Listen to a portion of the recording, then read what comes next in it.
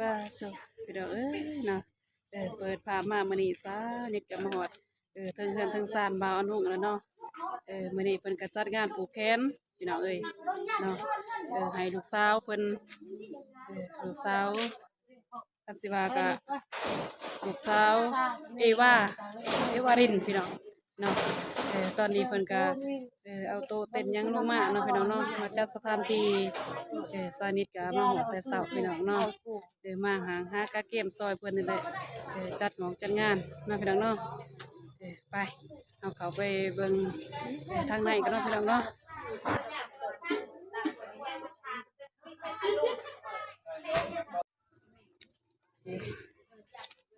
เจ้าพี่น้องเนาะสานิทก็มาฮอดแต่เช้าเด้อพี่น้องเนาะมาหอดเหือดตึงสานบาอันน้องแล้วพี่น้องจบไปพี่น้องเอาไปทางไหนกันเนาะไปหาบ่าวอันน้องเลยแต่ว่าเพิ่นเฮ็ดยังอยู่สนิทกับมาหอดเราจะเสาร์นะพี่น้องเนาะตอนนี้ก็เกมสถานที่เนาะสิเฮ็ดงานผูกแขนน้องสาวเอวารินพี่น้องเนาะเด้เถอะสบายดีเด้อบ่าวนุ่งดีพี่น้องมาแต่เสาแต่เสี่ยวยังทันเฮ็ดยังทันกะเกี่ยมยังรถล่างเอามาเต้นใหม่กำลังสั่งมาหอดตอนเสาร์เลยเนาะสำหรับทำในพาไปเลยเดี๋ยวอยากเองนอนมันก็จะวันนี้ก็มาแต่เสาร์นอนกำลังม่วนกินกาแฟให้ครับนอนให้กำลังม่วนรับเลยว่าอยากม่วนแล้วบ่ลุกบ่บุกไปเด้อที่นั่นเด้อไก่กาเกียมนั่นเนาะกาเกียมงานซื้อยังกำลังม่วนเฮานอนเพราะว่าบ่ได้นอนมันซอนางเอวายังสอแต่บ่ได้โอ้มแต่ว่าซอเฮาก็ได้ยินอยู่บ่ได้นอนเริ่มเย็นให้มันหนาวเจ็บคอต้องเว้นบ่ทายเจ็บคอทายา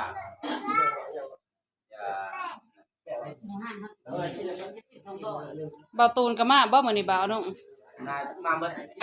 มาเบิดทีมงานเราไต่เนาะบ่าวตูนบ่าวโกบ่าวเตี้ยบ่าวเจ็ดก็สิมาบ่ป้าเจ้าพี่น้องเนาะมื้อนี้ให้พี่ให้น้องมาเบิ่งเด้อพี่น้องเนาะให้พี่มารับชมนำกันพี่น้องเนาะทีมงานสายบุญทีมงานลาวใต้พี่น้องเนาะประมาณ 10 โมงเด้อพี่น้องเนาะรอเพิ่นแต่ว่า10 โมง11 โมงอย่างเป็นว่าหมอควันเมื่อตามหมอควันเว้าเราซำใดตามหมอควันเป็นไปได้เนาะพี่น้องเนาะบ่าวเตี้ยงเพิ่นก็ว่าสิมาหาบ่าวอนุ่งอีกเพิ่นว่ามาหาทางทีมงานลาวใต้เนาะมาหาน้องเอวาเนาะมายินดีนำบ่าวอนุ่งพี่น้องเ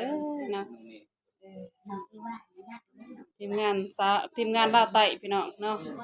สิเป็นจังได๋เนาะพี่น้องเนาะมื้อนี้ก็มาเจอกันอยู่ในเฮือนของบ่าวอนุ่งชาแนลพี่น้องเนาะไปพี่น้องสิพาพี่พาน้องไปเบิ่งภาพเนาะพี่น้องเนาะว่าในงานเพิ่นเฮ็ดจังได๋แน่เนาะในการกาเกียมผูกแขนลูกสาวเนาะเอวารินพี่น้องไปเบิ่งเพิ่นแต่งอยู่แต่งกินจังได๋เนาะพี่น้องเนาะเด้สาวคนงามมายินดีนะเพิ่นพี่น้องเนาะตอนเพิ่นอยู่อยู่ไฟเนาะสานิทก็บ่ได้มาหาเพิ่นมีแต่ให้กำลังใจทางโทรศัพท์นี่แหละมื้อนี้ผูกแขนเพิ่นเนาะลงแต่ฟืนแต่ไฟสานิทก็มาฮอดจอดเทิงได้น้องสาวเอวารินพี่น้องเนาะป้าโซหมดเลยแกมหมดวิดกิ้งขนาดเนาะตื่นแต่เช้าขอโทษเด้อฝนหนาวคือบ่ใส่หมวกแม่เพิ่นหาแล้วก่อนปากเด้พอดีปากเด้ป้าโซไปพี่น้องได้เบิ่งเพิ่นแต่งอยู่ครัวกินอีกเนาะพี่น้องเนาะในงานนี่พี่น้องไปทำอยู่นี่เป็นตะแคงไม่ได้รอเลยเป็นตะสั่ง เด้พี่น้องเนาะเป็นแต่งอยู่ครัวกินเฮ็ดหยังกินนี่เนาะแม่ครัวเพิ่น ต้มชิ้นหมู อ้าวต้มสีหมูพี่น้องเอ้ยอ้ายออกทวนย่ามเสาพี่น้องเนาะคือต้มอ้ายออกทวนต้มหมูพี่น้องเฮ็ดก้อยมาจากไหนเฮ็ดก้อยเอาเนาะนี่เฮ็ดก้อยพี่น้องเอ้ยเนาะไปเบิ่งโซนนี้พี่น้องเนาะนี่การแต่งอยู่พวกกินพี่น้องเนาะโอเคน้องสาวเอวารินพี่น้องเนาะกระไดกะเกียมพี่น้องเพิ่นกระไดเฮ็ดซอยสีนหมูเฮ็ดก้อยแต่ว่า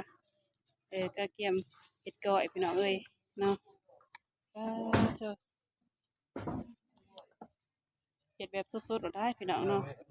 ทางเขตเราวไต่เฮาเนาะการทำอาหารพี่น้องเนาะในงานผูกแขนน้องสาวเอวารินพี่น้องเนาะตอนนี้เพิ่นก็กะเกียมเพราะว่ายามเช้าแน่เนาะเช้านิดมาฮอดก็ประมาณ6 โมงพี่น้อง6 โมง 7 โมงนี่แหละเนาะเพิ่นกำลังหากะเกียมเจอลูกสาวน้องมุกมาเบิ่งงานบ่มุกสบาย FC ติลูกสบาย FC ไว้นี่ตามุกมาพี่น้องนะ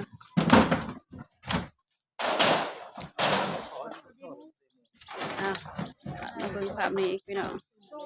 คนกาเกียมเต้นนี่ก็ประมาณสุดหนึ่งพี่น้องเอ้ยเนาะเพิ่นเอาลงมาใส่ในงานเพราะว่าให้แขกคนเพิ่นได้นั่งได้พักผ่อนนี่แหละพี่น้องเนาะเพื่อเพิ่นสิได้ทำพิธีผูกคอต่อแขนเนาะเพิ่นก็ได้เอาเต้นมาพี่น้องเอ้ยเนาะให้พี่ให้น้องเพิ่น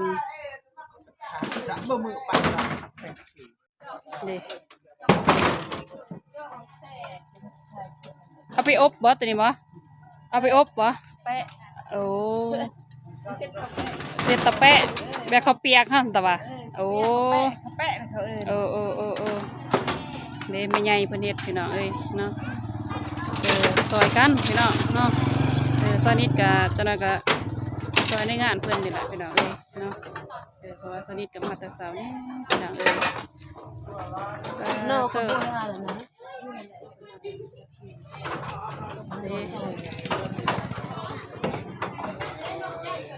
เราอันนู้นเราเนาะ